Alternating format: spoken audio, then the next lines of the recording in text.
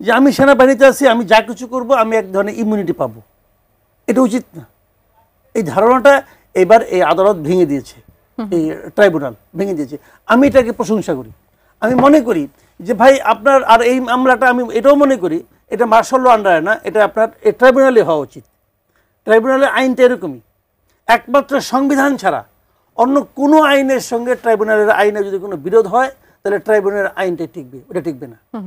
কাজেই যা হওয়া উচিত তাই হবে। আমি খালি একটা কথা বলি, দেখেন এই সরকার নতুন যে মানে আওয়ামী লীগ সরকার চলে যাওয়ার পর, তারপরেও কি এই সেনা কর্মকর্তাদের মানসিকতা, মন মানসিকতা চেঞ্জ হয়েছিল? যেগুলি গুম ঘর ছিল, আয়না ঘর ছিল, এগুলো তারা চেঞ্জ করে নাই? আমরা তো গুমের যে রিপোর্ট দেখলাম, গুমের যে ডকুমেন্টারি দেখলাম, ওগুলো দেখলাম তো তারা এটাকে আড়াল করার চেষ্টা করছে। সরকার চেঞ্জ হয়ে গেছে, ওদের মেন্টালিটি চেঞ্জ হয় নাই। বিচার হওয়া উচিত, আমি মনে করি দৃষ্টান্তমূলক বিচার হওয়া উচিত। মাসুদ কামাল ভাই, আপনার কাছ থেকে একটু আসতে চাই। আইন উপদেষ্টা বলেছেন যে আমাদের আসলে সেফ এক্সিটের প্রয়োজন নেই, তবে জাতি হিসেবে আমাদের সেফ এক্সিটের প্রয়োজন আছে, কেননা গত 55 বছরে যে দুঃশাসন, গুম, বিচার বহির্ভূত হত্যাকাণ্ড ছিল, সেই ভয়াবহ রাষ্ট্র কাঠামো থেকে সেফ এক্সিটের প্রয়োজন। আপনি এটাকে আসলে কিভাবে দেখছেন, ওনার এই বক্তব্যকে? ওনার দুটো কথা, একটা হলো যে ওনাদের সেফ এক্সিটের প্রয়োজন নেই, তার মানে উনি পুরো উপদেষ্টা মণ্ডলীর দায়িত্ব কিন্তু উনি নিয়ে নিচ্ছেন। উনি যদি বলতেন ওনার কথা, তাহলে সেটা এক ধরনের কথা ছিল। মানে পুরো উপদেষ্টা মণ্ডলীর দায়িত্ব নিচ্ছেন এইভাবে যে কারোর সেফ এক্সিটের প্রয়োজন নেই। কিন্তু সেফ এক্সিটের যে কথাটা উচ্চারিত হয়েছিল নাহিদ ইসলামের কাছ থেকে প্রথম, তারপরে তারও আগে আপনার ডক্টর দেবপ্রিয় ভট্টাচার্য একবার কিন্তু একটা এই কথাটা বলেছিলেন। তারপর নাহিদ ইসলাম বললেন, তারপর সার্জিস আলম বললেন, তারা যে প্রসঙ্গে বলেছেন, আসিফ নজরুল সাহেব এই কথাটা বলার মাধ্যমে তাদের সমস্ত অভিযোগগুলিকে উনি কিন্তু অস্বীকার করলেন। উনি সকলের দায়িত্ব কিভাবে নিলেন এটা আমি বুঝতে পারছি না। এবং উনি কি সকলের ব্যাপারে গ্যারান্টি দিতে পারবেন? আমার মনে হয় উনি একটু মানে এটা অতি সরলৌকিত একটা মন্তব্য করেছেন, যেটা নাকি ওনার মতো লোকের কাছ থেকে আমি আশাই করি নাই। ওনার কথা আপনি কিভাবে তাহলে মনে করছেন যে আসলে উপদেষ্টাদের এমন কিছু কর্মকাণ্ড আছে যার জন্য তাদেরকে ভবিষ্যতে সমস্যায় পড়তে হতে পারে? দেখেন উনি কি করে বুঝলেন যে সবাই খুব সৎ আছেন? উনি কি করে, উনি ওনারটা বুঝতে পারেন, উনি আর কাউরটা বুঝতে পারেন না। আপনি আমারটা জানেন না তো, আপনি আমার দায়িত্ব কি করে নেন? তো এগুলি তো হলো গিয়ে মানে অতি সরলীকৃত একটা মানে মন্তব্য নিয়ে করে পড়ছেন। পরিবর্তন কি আমরা দেখি নাই এই লোকগুলির মধ্যে? এই লোকগুলি কর্মকাণ্ড শোনেন, সেফ এক্সিট কি? আপনি টাকা মারলেন, এটি আপনার অপরাধ তা কিন্তু না। ওই যে পরের যে কথাটা উনি বললেন, ওই কথাটা বলি যে পুরো জাতির জন্য একটা সেফ এক্সিট দরকার। ওকে ফাইন, এই পুরো জাতির জন্য সেফ এক্সিটের তৈরি করার দায়িত্বটা কাকে দেওয়া হয়েছিল? ওনাদেরকে দেওয়া হয়েছিল। ওনারা গত 1 বছরে কি করছেন? এই প্রশ্ন তো উঠবে, গত 1 বছরে যে ভরসা করে আপনাদেরকে আমরা দায়িত্ব দিয়েছিলাম, সেই দায়িত্বের কতটুকু আপনারা পালন করতে পেরেছেন? কতটুকু বলেন? যদি না পারেন আপনাদেরকে তো আমরা প্রশ্নের মুখে আনবো, এবং সেই প্রশ্ন থেকে আপনি কিভাবে বাঁচবেন এটাকে একবার চিন্তা করছেন? জাতির সেফ এক্সিট এই মুহূর্তে নির্ভর করছে এই উপদেষ্টাদের উপর, কারণ এই উপদেষ্টাদের আমরা ক্ষমতায় বসিয়েছি জাতিকে একটা সেফ এক্সিট দেখানোর জন্য। পারছে তারা? আপনার কাছে কি মনে হয় ভাইয়া যে এই যে প্রশ্নের সম্মুখীন তাদের হতে পারে, তারা যখন এই সরকার যখন আসলে ক্ষমতা ছাড়বে, তখন উপদেষ্টারা কি জাতির এই প্রশ্নগুলোর উত্তর দিতে বাধ্য থাকবে? এমন পরিস্থিতি কি তৈরি হবে? কেন বাধ্য থাকবে না? ওনারা শপথ করে দায়িত্ব নেন নাই? এটা কি ছেলে খেলা করতে? এটা কি যে আপনি ছোটবেলায় পোলাপান যে খেলাধুলা করতো না, এটা কি উনি খেলাধুলা করতে পারছে? এটা খেলাধুলার জায়গা নয় ভাই। আপনি একা খেলেন, সমস্যা নাই, আপনার বউর সঙ্গে, আপনার ফ্যামিলির সঙ্গে, আপনার বাচ্চার সঙ্গে সারাদিন খেলাধুলা করেন, আমার কোনো আপত্তি নাই। কিন্তু জাতি নিয়ে খেলার অধিকারটা আপনাকে কেউ দেওয়া হয় নাই। আপনার একটা ভুল পদক্ষেপ পুরো জাতিকে একটা গাড্ডায় মানে ফেলে দিতে পারে, এবং সেই ক্ষেত্রে আপনারা করছেন একের পর এক। আপনি করছেন, আপনার উপদেষ্টা মণ্ডলীর হাতে করে বলে দেওয়া যায় কে করছেন না, সবাই জানে এটা, কে না জানে? এই জন্য ওনাদের জবাবদিহিতা মুখোমুখি হতে হবে না? সবাই জানে, কিন্তু এত সহজ কেউ নামগুলো আসলে প্রকাশ করছে না, অপেক্ষা করছে। এইটা আবার আরেকটা কথা বলি আপনাকে, এখানে আবার আমার একটা বক্তব্য আছে। যেমন কয়েকদিন আগে আমি দেখলাম, কিছুদিন আগে এক সচিব, সাবেক এক সচিব, সে ঢাকা অফিসার্স ক্লাবের একজন বড় কর্মকর্তা, একসময় খালেদা জিয়ারও নাকি পিএসটিএস ছিলেন, পাওয়ারফুল লোক। উনি বললেন যে 8 জন উপদেষ্টার দুর্নীতির তদন্ত রিপোর্ট, গোয়েন্দা রিপোর্ট ওনার কাছে আছে। বলছে, বলে নিয়ে পরে চুপ হয়ে গেছে। চুপ হয়ে গেল কেন? কেউ বলছে না কেন? এটাই তো প্রশ্ন। বলছে না এই কারণে আমি দুটা জিনিস দেখি। একটা জিনিস হলো ধমক খাইছে অথবা মাল খাইছে, কথা কথা পরিষ্কার, উনি ওটা বলে নিয়ে ব্ল্যাকমেল করার চেষ্টা করছে, ওরা টাকা দিচ্ছে, চুপ হয়ে গেছে। আমি এই সন্দেহটা করি, কারণ ধমক খাওয়া লোক তো সে না, কারণ সে তো বিএনপির সঙ্গে মানে কঠিনভাবে জড়িত, এবং যখন উনি বলেন তখন সবাই হাততালি দিচ্ছে। তাহলে নাহিদ ইসলাম কেন প্রকাশ করতে পারলেন না? যাদের নামটা জানেন একই কথা, নাম বলে না কেন? নাম, ওনার সঙ্গে তাদের একটা পার্সোনাল রিলেশন হয়তো বা ছিল, একসময় উনি উপদেষ্টা ছিলেন, ওরাও ছিল। উনি বলতেছেন যে কয়েকজন উপদেষ্টা আছে, উনি তো নাম জানেন, বলেন না কেন? আপনার কাছে কে বড়, ওই পার্সোনাল রিলেশনটা বড় নাকি জাতির ভাগ্যটা বড়? কোনটা বড় আপনার কাছে? আপনি বলেন না কেন? নাকি নেগোসিয়েশন করতেছেন, নাকি ধমক খাইছেন, নাকি মাল খাইছেন? কি ভাই বলেন ভাই? এইগুলি হলো কি, যখন আপনি বলবেন, আপনি যখন পাবলিকলি বলবেন তখন কিন্তু পাবলিক শুনে ফেলাইলো, যখন পাবলিক শুনে ফেলাইলো তখন পাবলিকের মনে একটা সন্দেহ আপনি ঢুকাই দিলেন, এবং এই সন্দেহের মাধ্যমে পাবলিক সবগুলি লোককে সন্দেহ করতেছে। এখন এই সন্দেহের যদি কোনো কারণ না থাকে তাহলে তো আপনি অন্যায় করছেন, আর যদি কারণ থাকে সেটা আপনি বলবেন না কেন? নাকি এটা নিয়ে আপনি এখন দরদাম করতেছেন? এটা কি রে ভাই? সেটি একটি প্রশ্ন আসলে থেকে যাচ্ছে। দলের প্রধান উনি, উনার তো এই ধরনের সুইপিং কমেন্ট করা ঠিক না। উনি যদি মনে করেন যে না রিয়েলি উনি মিন করেন, তাহলে উনি বলতেছেন না কেন? উনি এভাবে বলতে না পারেন, উনি দুদককে বলেন, তাও যদি বলতে না পারেন উনি প্রেস কনফারেন্স করে বলেন যে এই লোকের সম্পর্কে আমি এই তথ্য জানি, বলেন না কেন? অসংখ্য ধন্যবাদ। তো দেশটা উপকৃত হবে। আমরা এবার একটা জুলাই সনদ নিয়ে কথা বলতে চাই। সাইফ মুস্তাফিজ, সুজন সম্পাদক বদিউল আলম মজুমদার, তিনি বলেছেন, একটি মন্তব্য করেছেন জুলাই সনদের ব্যাপারে। তিনি বলেছেন যে জুলাই সনদ বাস্তবায়ন না করলে শেখ হাসিনার মতো পরিণতি বরণ করতে হবে। এই মন্তব্য নিশ্চয়ই আপনি শুনেছেন, এই মন্তব্যকে আপনি আসলে কিভাবে দেখছেন? ডেফিনেটলি মানে জুলাই সনদ বাস্তবায়ন না হলে তো আসলে একটা করুণ পরিণতি আসলে যারা অভ্যুত্থানের সময়টায় সামনে থেকে লড়াই সংগ্রাম করেছে তাদের বরণ করতে হবে। তো এই জন্য জুলাই সনদের বাস্তবায়নটা খুবই জরুরি। আমি ভাইয়ের একটা প্রসঙ্গ উল্লেখ করতে চাই, যে ভাই বলছে যে উনি কেন বলছেন না। দেখেন, এই সেফ এক্সিটের যে ইস্যুটা, এই ইস্যুটার সময় আসলে এটা বলতে বা এটা নিয়ে আসলে আলোচনা করতে কিন্তু আমাদের কারো ভালো লাগার কথা না, কারণ এই অভ্যুত্থানের পরবর্তী যে সরকার, এটা তো আমাদের সবার সরকার। তো সেখান থেকে আমাদের আশা আকাঙ্ক্ষার জায়গা অনেক বেশি ছিল, যে ওনারা অনেক দায়িত্বশীল জায়গা থেকে অনেক কিছু পরিবর্তন করবেন, অনেক সংস্কার দেখাবেন।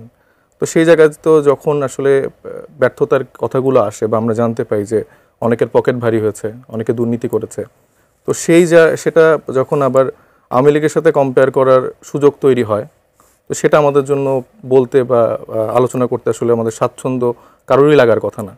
মাসুদ ভাইদের শুধু কি অভিমানটা প্রকাশ করা হয়েছে এরকম, কিন্তু না, অভিমানের জায়গাটা না। মানে আমি মনে করি যে অবশ্যই নামগুলো প্রকাশ করা উচিত, কিন্তু আমি বলছি যে মানে স্ট্রেট ফরওয়ার্ড যে প্রকাশ করার কথা। আমি তো এটা বললাম যে ডে ওয়ান থেকে তরুণদের যে দায়িত্বশীল ভূমিকাটা, মানে এখানে তো আরো অনেক রকম সিচুয়েশন ক্রিয়েট করার সুযোগ ছিল, কিন্তু আমরা কিন্তু স্টেপ বাই স্টেপ আমরা চেষ্টা করেছি, যারা সিনিয়র রাজনীতিবিদরা যারা আছেন, যারা ওনাদের মতো যারা আছেন, স্টেক হোল্ডার আছেন, সবাইকে নিয়ে আসলে বাংলাদেশটাকে কিভাবে বিনির্মাণ করা যায় তারা আমাদেরকে গাইড করবেন, আমরা কোনো ভুল করলে শুধরাবো।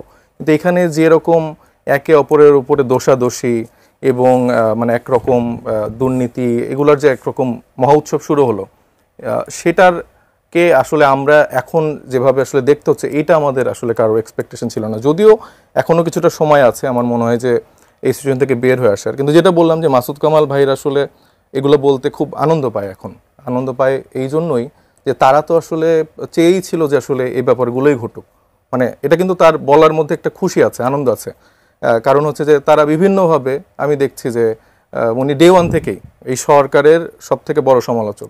ফাইন, কোনো সমস্যা নেই, আমি ভুল করলে উনি আমার সমালোচনা করবেই, কিন্তু উনি এমনভাবেই বসেছেন যে মানে পানের থেকে চুন খসলেও সে এটা নিয়ে সমালোচনা করছেন, এবং নানাভাবে শেখ হাসিনার বৈধতা তিনি উৎপাদন করছেন।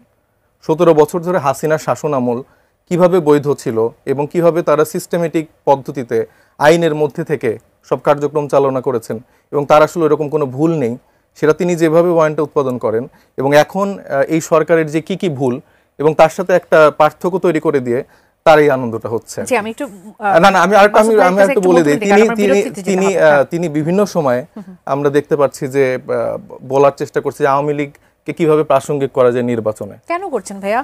আওয়ামী লীগকে প্রাসঙ্গিক করার কেন চেষ্টা করছেন, আর আনন্দ পাচ্ছেন কেন এই বিষয়গুলো নিয়ে আসলে এইভাবে কথা বলার সময়? না, এটা তো ওনার মনে হচ্ছে। হ্যাঁ, ওনার প্রশ্ন উত্তরই দিতে চাইবেন কিনা এটা তো ওনার মনে হচ্ছে, মানে আমি পাচ্ছি কিনা এটা তো আমি মনে করি না। শুনেন আমি বলি, এই পুরো এনসিপিতে যত লোক আছে, আমি আঙুল দিয়ে বলে দিলাম, এই এনসিপিতে যত লোক আছে এই সবাই নেতা থেকে শুরু করে কর্মী পর্যন্ত গত 15 বছরে লেখায় কথায় বলায় হাসিনার বিরুদ্ধে যা বলছে সব যোগ করলে আমি যা বলছি তার অর্ধেক হবে না। ঠিক আছে, কথা বলি, আমি এটা চ্যালেঞ্জ দিলাম, আপনি আসেন। ঠিক আছে, ঠিক আছে, আমি একটু বলতে আমার তার অর্ধেক হবে না। মাসুদ কামাল আমি কি ভাই তোমার লিস্ট নেই? আচ্ছা, আমি বলি নাই। আপনি যেটা বলতেছেন যে হাসিনাকে প্রাসঙ্গিক করার মাধ্যমে, আমি এ পর্যন্ত আমি আপনাকে চ্যালেঞ্জ দিয়ে বলতেছি, গত 5 আগস্টের পর থেকে হাসিনার পক্ষে আমি একটা শব্দ উচ্চারণ করছি, একটা শব্দ। আপনি গতকালকেই আপনার নিজের যে ইউটিউব চ্যানেল সেখানে আপনি বলেছেন মানবাধিকার সংস্থার উল্লেখ করে আপনি প্রসঙ্গ উল্লেখ করেছেন যে একটি নির্বাচন হতে যাচ্ছে, সেখানে আওয়ামী লীগ থাকবে কিনা এটা শিওর না, আওয়ামী লীগ ছাড়া আসলে এটা আসলে অংশগ্রহণমূলক নির্বাচন হবে কিনা সেটা আসলে সংশয়ের জায়গা আছে। এবং আপনি আরো বলেছেন না, আপনি আওয়ামী লীগের কথা বলেছেন, তো কি হইছে? আপনি তাহলে আওয়ামী লীগকে কি আপনি বৈধ করছেন? আমি কি বলছি শুনেন, কথাটা খেয়াল করেন আমি কি বলছি। এবং আপনি বলেছেন যে ইউনূস সরকার ঠিক হাসিনা সরকারের মতোই কার্যক্রম অবশ্যই করতেছে। তার মানে আপনি বলতে যাচ্ছেন যে আওয়ামী লীগ যে রাজনৈতিক দল হিসেবে একটা মানে সন্ত্রাসী সংগঠন, এটাকে আপনি বৈধতা দিতে চাচ্ছেন না। ইউনূস সরকার যা করতেছে সেটা যে হাসিনার মতো আগের সরকারের মতোই হচ্ছে, এটা তো আমি বলি নাই, এটা হিউম্যান রাইটস ওয়াচ বলছে। এই যে এটাই হচ্ছে মজার ফ্যাক্ট, আর হিউম্যান রাইটস ওয়াচ নিজে কোনো কিছু বলছেন না, পছন্দ হবে না, কিন্তু ওনার ইউটিউবে 30 মিনিট 40 মিনিট বিভিন্ন রেফারেন্স টেনে এই কথাগুলো যখন বলছে, টক শোতে যখন এই কথাগুলো বলছে ভাই আমি বলছি না, এটা হিউম্যান রাইটস বলছে, এটা অমুক সংস্থা বলছে, এটা তমুক সংস্থা বলছে, তাহলে এটা না এলে আওয়ামী লীগ না ছাড়া কিন্তু আপনার সুষ্ঠু নির্বাচন সম্ভব না, অংশগ্রহণমূলক নির্বাচন সম্ভব না। এবং উনি যে বললেন যে উনি 17 বছরে এই তরুণদের থেকে অনেক বেশি আকারে লিখেছে, হিসাব করে দিতে পারেন, তাহলে আমার কথা হচ্ছে যে সাগর রুনির ঘটনা আপনারা জানেন, এরকম এই 17 বছরে আমি 2020 থেকে 23 সালে 270 জন ওপরে সাংবাদিকদেরকে হামলা করা হয়েছে, গ্রেফতার করা হয়েছে, গুম করা হয়েছে, খুন করা হয়েছে, আর 17 বছর হিসাবটা আরো বেশি। তাহলে মাসুদ কামালরা যদি এত বেশি মানে সরকারের সমালোচনা করে, সরকারকে আটকে ধরে, তাদেরকে কেন সরকার এত এত গুম খুন মানুষ হয়ে যায়, এত মানুষকে তুলে ফেলে বিরোধী মত প্রকাশের জন্য? মাসুদ কামালরা এখনো ঠিকঠাক ভাবে বসে এখন আওয়ামী লীগের বৈধতা উৎপাদন করতে পারে। আপনার মনে রাখতে হবে, আওয়ামী লীগ সরকার শুধুমাত্র আওয়ামী লীগের জন্যই এতদিন মানে শাসন করতে পারেনি। তাদের যেরকম সেনাবাহিনীতে নিজেদের লোক ছিল, সাংবাদিকের মধ্যে নিজেদের লোক ছিল, প্রত্যেকটা প্রতিষ্ঠানে তারা এরকম মানুষকে, মাসুদ কামাল ভাইদের মতো মানুষকে বসিয়ে রেখেছিল, যার জন্য তারা এখন এই সময়টাতে থেকেও অপ্রাসঙ্গিক থাকেও মাসুদ কামালরা তারা তাদেরকে কখনো তার কণ্ঠ কেউ রোধ করতে পারেনি। আওয়ামী শাসন আমলে মাসুদ কামাল ভাই তার এই কণ্ঠ বজায় রেখেছে আমরা যতটুকু জানি। আমি একজন দর্শক আছে, একটু প্রশ্ন করতে চাই, তার প্রশ্নটা একটু নিয়ে আসতে চাই। দর্শক স্বাগত জানাই, কে বলছেন, কোথা থেকে বলছেন, আপনার প্রশ্নটি করবেন। আসসালামু আলাইকুম। ওয়ালাইকুম সালাম। আমি পিন্টু দুয়ারি পটুয়াখালী থেকে বলছি। বলবেন, আপনার প্রশ্নটি করবেন। আমার প্রশ্নটা হচ্ছে, নেপালের অন্তর্বর্তীকালীন সরকারের প্রধান সুশীলা কার্কি তিনি বলেছেন যে আমি কোনো আইন কানুনের উপর হাত দেবো না, ঠিক আছে, আমি একটা নির্বাচন দিয়ে চলে যাব মার্চ এপ্রিলে। কিন্তু তার বিপরীতে আমাদের দেশের অন্তর্বর্তীকালীন সরকার যে এতগুলো সংস্কার কমিটি করেছে, ঠিক আছে, তো এই সংস্কার আদৌ সম্ভব কিনা, ওটা আমার প্রথম প্রশ্ন। আপনার প্রশ্নটি পেয়েছি। জি, আমি একটু মাসুদ কামাল ভাই আপনার কাছ থেকে এটা নিতে চাবো। এই প্রশ্নটি আসলে আমারও ছিল যে সংস্কারের বিষয়টি আসলে কোথায় গিয়ে দাঁড়াবে, এটা আমি সাইফ মুস্তাফিজ আপনার কাছ থেকে একটু শুনবো। তিনি প্রশ্ন করছিলেন, প্রশ্নটি নিশ্চয়ই শুনেছেন যে নেপালের প্রধানমন্ত্রী এসে তিনি 3 মাসের মধ্যে তিনি ডিক্লেয়ার করলেন যে তিনি আসলে আইন কানুনের কোনো কিছু সংস্কারে হাত দেবেন না, এটি তার এখতিয়ারে নেই, তিনি নির্বাচনের কথা বলেছেন। তাহলে সেক্ষেত্রে উল্টো দেখা যাচ্ছে যে আমাদের দেশের সংস্কারটা আসলে ঝুলে গেছে, এখন পর্যন্ত সংস্কার নিয়ে আমরা জানি না যে আসলে কি সংস্কারটা আসলে হতে যাচ্ছে বা কি। আপনি এটাকে কিভাবে দেখছেন?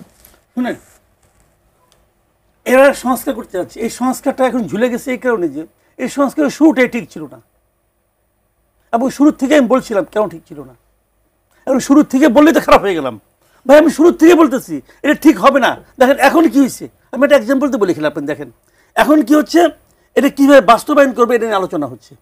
প্রথমে আবদার উঠলো যে এটাকে সংবিধানের উপরে জায়গা দিতে হবে, তারপরে আরেকটা আবদার আসলো যে এটা নিয়ে কোনো আদালতে যাওয়া যাবে না। আমি তো একটা কথা সবসময় বলি যে nothing can go unchallenged, nothing, nothing মানে নাথিং, কোনো কিছুকে আপনি আনচ্যালেঞ্জ ছাড়তে পারবেন না। আদালতে উঠানো যাবে না কেন? আদালতে সব কিছু উঠানো যাবে, আজকে থেকে 10 বছর 5 বছর পরে শেখ হাসিনা তো বলছিল এই সংবিধান চেঞ্জ করা যাবে না। সংবিধান চেঞ্জ হচ্ছে না, তার কথা অনুযায়ী হবে নাকি? তার কথা অনুযায়ী কোনো একটা ব্যক্তি বা কোনো গোষ্ঠীর কথা অনুযায়ী হবে না, জনগণের কথা অনুযায়ী হবে। জনগণের কথা আপনি বুঝবেন কিভাবে? জনগণের কথা আপনি বুঝবেন নির্বাচনের মাধ্যমে, এর আগে না। যাই হোক, এখন কি হয়েছে, এখন তারা বলতেছে যে এটা নিয়ে একটা গণভোট করবে। খুব ভালো প্রস্তাব, আমার পছন্দ হয়েছে। আমার এনসিপির যে একটা প্রস্তাব ছিল আগে একই দিনে আপনার গণপরিষদ ইলেকশন, ওইটাও আমার পছন্দের ছিল, আমি যে বহুবার বলছি আমার এটা পছন্দ ছিল। এখন তারা গণভোট করতেছে। গণভোটের ঝামেলাটা দেখেন আপনি, আমি বলি আপনাকে তাহলে বুঝবেন। এই গণভোটটা কিন্তু প্রথম বিএনপি রাজি ছিল না, তাহলে বিএনপি মনে হয় অনুরোধে ঢেকে গেল, ঠিক আছে আমি গণভোট করব। কোন দিন করবেন? নির্বাচনের দিন করবেন। আরেকজন বলছে নির্বাচনের আগে হবে। গণভোটটা প্র্যাকটিক্যাল না, এটা আমি বলছি আপনাকে কেন প্র্যাকটিক্যাল না। নির্বাচন যদি হয়, এই দেশের মানুষ একই দিনে 2টা ব্যালটে ভোট দিবে, এই ইলেকশন কমিশন একই দিনে 2টাই নির্বাচন নিয়ে রেজাল্ট বের করবে, এটা জটিল হয়ে যাবে। তারপরে যদি তারা পারে করুক, আমার কোনো আপত্তি নাই। মৌলিক প্রবলেমটা কোথায়? মৌলিক প্রবলেমটা এটা নিয়ে খুব ভাবতেই আসে না যে এটা তো একটা ফাঁদ, জাস্ট একটা ফাঁদ। ফাঁদটা কিভাবে? যদি গণভোটে না জয়যুক্ত হয়, হতেই পারে, হতে পারে কেন সেটা আমি বলি। হতে পারে এই কারণে বিএনপি কিন্তু এই গণভোটে আগ্রহী না, তারা চাপের মুখে পড়ে যেন তাদের উপরে ব্লেমটা না আসে, যে ওরা চায় না। এই ব্লেম থেকে বাঁচার জন্য তারা গণভোটে তারা রাজি হয়েছে। কিন্তু এখন যদি বিএনপির থেকে কিছু লোক ভোট দেয় না, ভোট যদি আবার আওয়ামী লীগের কিছু ভোট আছে বাজারে, তাদের প্রার্থীরা কিন্তু ভোট তো আছে, তারা এসে যদি এখানে না ভোট দেয়, তখন কি হবে? তখন এই যে এতদিন ধরে যে কাজটা করছে, পুরো কাজটাই কিন্তু বাতিল হয়ে যাবে। কারণ গণভোটটা হচ্ছে টোটাল একটা প্যাকেজের মধ্যে, এই প্যাকেজটা বাস্তবায়ন হবে কি হবে না কেউ ভাবছে এগুলি নিয়ে? আমি যদি বলি আওয়ামী ন্যারেটিভ নিয়ে আসছে। জনাব সাইফ মুস্তাফিজ, আপনার একজন দর্শক প্রশ্ন করছিলেন, তার ব্যাপারে আপনি আসলে মন্তব্য করতে চাইবেন কিনা? আমাদের দেশের সংস্কার, যেটি এই সরকারের মূল এজেন্ডা ছিল, সেটি এখন আসলে কোথায় দাঁড়িয়ে, সেটি নিয়ে তিনি জানতে চেয়েছেন। সেটি নিয়ে একটু ছোট করে জানি, এরপর আমি মূল প্রশ্নে আসছি। সেটির তো আসলে ওইরকম রূপরেখা আমরা এখনো দেখতে পাচ্ছি না। আমরা চাই যে জুলাই সনদটা সম্ভবত আরো 2 দিন পেছানো হয়েছে স্বাক্ষরের দিন, তো সংস্কারের জুলাই সনদের রূপরেখাটা তারা আসলে এমনভাবেই দিক যেন সর্বজন গৃহীত জায়গাটা থাকে এবং আসলেই বাস্তবিক অর্থে সংস্কারটা যেন। আমি প্রতীক নিয়ে একটু জানতে চাই আপনাদের কাছে। বিএনপি মহাসচিব মির্জা ফখরুল ইসলাম আলমগীর তিনি অভিযোগ করেছেন যে আপনারা এই প্রতীক নিয়ে হুমকি ধামকি দিচ্ছেন নানা ধরনের। তিনি জানতে চেয়েছেন যে নিজেদের প্রতীক না পাওয়ার কষ্টে কেন অন্যের প্রতীক নিয়ে টানাটানি করছেন, কারণ আপনারা ধানের শীষের কথা বলেছেন যে যদি শাপলা না পান তাহলে ধানের শীষও থাকবে না। শাপলা প্রতীকই আপনাদের লাগবে না, যদি পান সেক্ষেত্রে আসলে কি হবে? আচ্ছা দেখুন, এখানে ধানের শীষ বা বিএনপির প্রতি আলাদা কোনো মানে ক্ষোভের জায়গা আমাদের নেই। মূলত মানে নির্বাচন কমিশনের যে দ্বিচারিতা, মানে সেই জায়গাটা বোঝানোর জন্য এই প্রসঙ্গটা উল্লেখ করা হয়েছে। বারবার তারা বলে যে জাতীয় প্রতীক এইটা ওইটা এইখানে আছে ওইখানে আছে, তো সেই প্রসঙ্গটা উল্লেখ করতে আসলে অন্য মার্কাগুলোর প্রাসঙ্গিকতা তুলে ধরা, যে এই যে তারা মার্কা, ঈগল মার্কা, ধানের শীষ মার্কা, তার মানে তো এই না যে ঈগল মার্কায় যারা নির্বাচন করবেন তাদের বিরুদ্ধে বা বিপক্ষে কথা বলছি। তো তারা যখন এরকম একটা খোঁড়া যুক্তি দেওয়ার চেষ্টা করে যেখানে কোনো আইনগত কোনো ভিত্তি নেই, সেই ক্ষেত্রে আসলে ওই কথাটি উল্লেখ করা। আক্ষেপটা হচ্ছে আপনাদের ইসির প্রতি, ইসির উপরে, কোনো রাজনৈতিক দলের উপরে না। আর না পেলে, যদি না পান, আপনারা বলছেন যে না পেলে নির্বাচনে অংশ নেবেন, এমন কি বিষয়টা? না, মানে নির্বাচনে অংশ নেওয়ার আগে আসলে তো আমাদের মার্কাটা তো পেতে হবে, তো সেটার পরবর্তীতে আসলে শাপলা ছাড়া কি আপনারা নির্বাচন করবেন? না, আমরা শাপলা ছাড়া নির্বাচন করব না। অসংখ্য আচ্ছা, লাস্ট আরো কয়েকটা ইস্যু আমি আসলে একটু বলতে চাই, কারণ সেই সময় কথা শেষ করতে পারি, একটু ছোট করে বলেন। হ্যাঁ, তখন আপনি বললেন যে মাসুদ কামাল ভাইরা হচ্ছে এই সময়টা অনেক আওয়ামী লীগের সময় তারা যথেষ্ট বলেছেন, সেটা আমি অবশ্যই অ্যাড্রেস করি, অবশ্যই তারা বলেছেন। কিন্তু মানে তার যে প্রেক্ষাপটটা আমি বলছি, যে উনি যে বললেন একটু আগে যে বললেই আমি আওয়ামী লীগের দোসর বা এটা ট্যাগ দিয়ে দেওয়া হচ্ছে, এটা কিন্তু না। আমি যেটা বলার চেষ্টা করছি যে উনি অবশ্যই সর্বোচ্চ সমালোচনা আমাদেরকে করুক। আমি আমাদের ক্ষেত্রে আশা করব কিছু তিনি আমাদেরকে কিছুটা সাজেশনও দিবেন যে এটা করো ওইটা করো, মানে আমরা তার থেকে এটা এক্সপেক্ট করি। কিন্তু আমার কথা হচ্ছে, আমার সমস্যার জায়গাটা একটা জায়গায়, যে উনি নানাভাবে আওয়ামী লীগের বৈধতা উৎপাদন করছেন ডে ওয়ান থেকে। তার একটি ইউটিউব চ্যানেল আছে, সেখানে আপনি দেখেন কিভাবে খুব টেকনিক্যালি, মানে এরকম না উনি ডিরেক্ট বলবে না যে আওয়ামী লীগকে আমার চাই, অনেকভাবে যে অমুক প্রতিষ্ঠান তমুক প্রতিষ্ঠান বলছে, তাহলে তো এটা হবে না, আন্তর্জাতিক সংস্থাগুলো তো তাহলে মানবে না। তো এইভাবে আসলে তিনি বৈধতা উৎপাদন করছেন। আবার দেখেন সেফ এক্সিটের কথা যেহেতু উনি আসলো, তখন উনি আরেকটা টকশোতে আমি দেখলাম বললো যে যদি কেউ হয়, আবার তার চ্যানেলও আমি দেখলাম যে বলছেন যে এটা আসিফ মাহমুদ হবেন। তো তরুণদের প্রতি যে তার আলাদা একটা ক্ষোভ এবং নাম সহজে বলে দেওয়ার একটা জায়গা, এই আসিফ মাহমুদরা গণঅভ্যুত্থানের সময় জীবন দেওয়ার জন্য প্রস্তুত ছিল। তারা হচ্ছে যে চানখার পোলে তাদের সামনে মানুষ মারা গেছে, সেও নিহত হতে পারতো। আসিফ মাহমুদরা সেফ এক্সিট না। আসিফ মাহমুদরা আন্তর্জাতিক ট্রাইব্যুনালে যে যার বৈধতা তিনি উৎপাদন করতে যাচ্ছেন তার বিরুদ্ধে হচ্ছে যে আসিফ মাহমুদরা যে সাক্ষী দিয়ে আসে, নিঃসন্দেহে। তো এই তরুণদেরকে এই ছোট করা, বিভিন্নভাবে দুর্নীতির সাথে বিভিন্ন নৈরাজ্যের সাথে যে ট্যাগিং করা, সেটা করা থেকে তারা যদি একটু বের হয়ে এসে সঠিক সমালোচনাটা যদি করে, এই অমুক হাজার কোটি টাকার, মানে আমি অবাক হয়েছে যে আমাদের এত হাজার কোটি টাকার আসলে জায়গা, আমাদের অফিস ভাড়া, সাংগঠনিক চলাচল, এইগুলোতে অনেক সমস্যা হচ্ছে।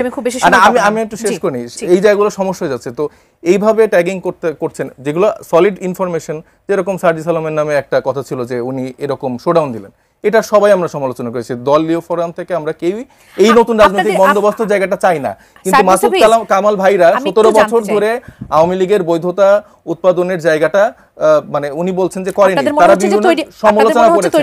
এই সমালোচনাটা করেই এরকম কিছু মানুষকে তারা প্রতিষ্ঠিত করেছেন সমাজে।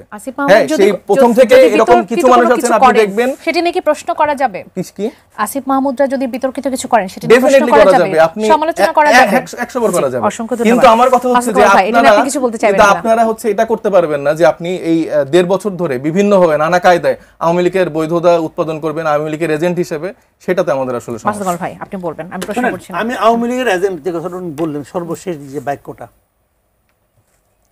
আমি এখানে বসেই ওপেন চ্যালেঞ্জ করে দিচ্ছি যে আমি আওয়ামী লীগের কাছ থেকে 1 টাকার সুবিধা পাইছি, 1 টাকা যদি কেউ প্রমাণ করতে পারে। আমি সাংবাদিকতা করি আজকে 36 বছরের ভাই, এই 36 বছরে আওয়ামী লীগের কোনো একজন সদস্য বাদ দেন, আওয়ামী লীগ পার্টি করে তাও বাদ দেন, আওয়ামী লীগের এমপি মন্ত্রী বাদ দেন, আওয়ামী লীগের ব্যবসায়ী, একটা লোককে কেউ যদি বলতে পারে যে মাসুদ কামাল আমার কাছ থেকে 5 টাকা নিছে, ভাই আমি একটু যতটুকু বুঝতে পারছি, 17 বছরের কথা উনি বলেন নাই, উনি বলছেন গত 1.5 বছরে আপনি আওয়ামী লীগকে ফ্যাসিলিটেট করার চেষ্টা, গত 1.5 বছর অর্থনৈতিক ভবিষ্যৎ সুবিধার জন্য। আমি যদি সরকারের সমালোচনা করি, সরকারের একটা কাজের, আমি টু দা পয়েন্টে কথা বলি ভাই, আমার কাছে লজিক ছাড়া কিচ্ছু নাই, নো ইমোশন। আমার সঙ্গে আলাপ করতে হলে লজিক নিয়ে আলাপ করবেন, যুক্তি দিয়ে কথা বলবেন, তথ্যের উপর ডিপেন্ড করে কথা বলবেন। আমার যে সমস্ত লজিক এগুলি পারলে খণ্ডন করেন, যখন খণ্ডন করতে না পারেন তখন বলেন ফ্যাসিস্টকে ফ্যাসিলিটেট করতেছি, তখন বলেন ফ্যাসিস্টে দালাল হয়ে গেছি। ভাই এগুলি করে তো কোনো লাভ নাই। তাহলে ভাই লাস্ট ভিডিওতে বললেন মানবাধিকার সংস্থাগুলোর মাধ্যমে আওয়ামী লীগের বৈধতা উৎপাদন করার যে ব্যাপার, কোথায় বৈধতা উৎপাদন করছেন? এই বিষয়টা আপনি একটু বলেন। কোথায় বৈধতা বাই করেন, দেখেন বাই করেন।